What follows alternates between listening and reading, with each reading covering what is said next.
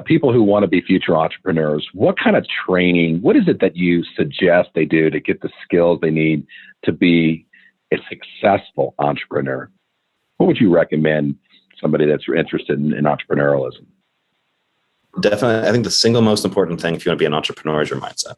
And that's not something that you're just born with. Some people might be inherently more optimistic, more pessimistic, or whatever. But to have an entrepreneurial mindset, you really actually need to train yourself to have that. It's not, I mean, it goes kind of counter. It's not on counterintuitive. It's counter evolution, right? We're not like, evolution has made us so that we're afraid of failure. We view failure in the same way that we view death, because in the past, failure could be death, right? If you fail to eat, fail to hunt correctly, right? So we have this inherent fear in us of taking risks. Now, sometimes people will be dopamine junkies, though, and they'll take it the opposite end. They'll say, oh, let's just take a risk for the sake of taking a risk. No, a lot of people think that, oh, but you're an entrepreneur. That means you probably like to gamble. You couldn't be further from the truth, right? I hate the idea of uncalculated risk that I have no control over, right?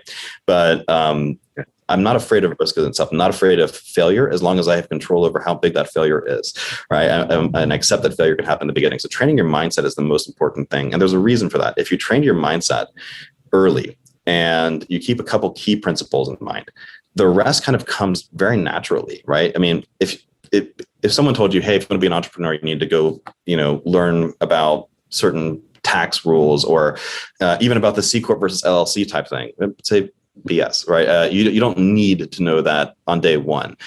If you have the right mindset and you have the right goals in mind and you have the right motivation and and you have the longevity in you to go through this, you will figure that out very quickly. There are a lot of things that you learn by being an entrepreneur, but none of them have to be known to you necessarily on day one. There's one principle I think that's outside of your mindset, although you could argue this is mindset, that I think matters more than any, and that is goal orientation. I think we're raised, and our society has us thinking about our life progression backwards. When you want to go to the grocery store, you don't say, okay, I'm in my car. What do I want to do? I guess I want to go down that street. Looks pretty. I'm going to go down that street because I like that pretty street. Oh, there's a red light here. I'm going to turn right. And I'm going to go down this street now. Oh, there's a stop sign. Okay, I don't really like this way. I'm going to go this way now. You would never end up anywhere, right? You would just go down one pretty street after another and downhill essentially, right? Because whatever's easiest for you. And you'd have no goal. So you might as well have, any goal is fine, right? So it doesn't matter where you end up. You wouldn't do that. When you want to go to the grocery store, you say, I'm going to the grocery store. And how do I get there? Well, I need to be on this road because that's where it leads to. Well, how do I get to that road? Well, to get to that road, I need to go on this road. And to get to that road, I need to go on this road. And to get to that road, I need to go left up here, right? So that's how you think about going to the grocery store. That's how you should think about your life. If you think about your life in that order, you'll go somewhere. Everything will be a lot easier. And so what I tell people, I think this is the most important thing that I've learned in my life, and something I think I was really lucky to learn early. This is something the one thing I learned early on in my life that I think mattered more than anything else to me was that I realized this principle that you have to have a clear, extremely clear goal. And it can be as ambitious as you want, because you're not at the point of planning out how you're going to get there yet. You're just saying what motivates you, what's going to get you out of bed in the morning, and what's going to make you happy on your deathbed, knowing that you achieved, right? Or at least you're not happy on your deathbed, but you get what I'm saying, right? You feel fulfilled if you achieve this goal. So whatever that is for you, everyone's got a different, hopefully something fundamentally different from each other. But once you've identified what that is, the right way to think isn't, okay, now what's the prettiest street in front of me? In other words, what degree should I go get? Or what school should I go to? Or what job should I take right now? It should be more in the other directions. Well, if I want to be there, what's the step before that? And what's the step before that? And if you work your way backwards, eventually you have it down to not where I need to be in a year, but where do I need to be in an hour, right? And then in the process of doing that, you start to realize, if I want to get here in 2 months, I need to learn these things so I can do that in 2 months. And now you have a roadmap in front of you that tells you exactly what you need to learn and when you need to learn it. Not you need to learn everything right now, but you don't even know where the hell you're going. That's backwards to me. So I think that mindset is what sets people up for success. And the opposite of that leads to chaos and disappointment. Wishing your way there. Yeah.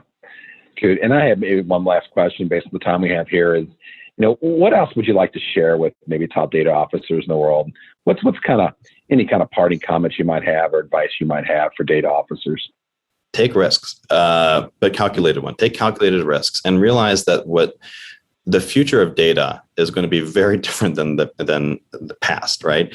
There's an expression, I'm going to butcher it because I don't know exactly how it goes, but it's something like generals always fight the last war, or they prepare for the last war, and so they're always doing something. They're not ready for what's actually going to happen next. And the same is true, I think, for professionals, right? And when you're looking at, especially in technology, when you're looking at data strategies and how data is going to move forward, I would, and not just when it comes to 3D, but in general, keep in mind that there are trends that are moving much faster than I think our culture can keep up with.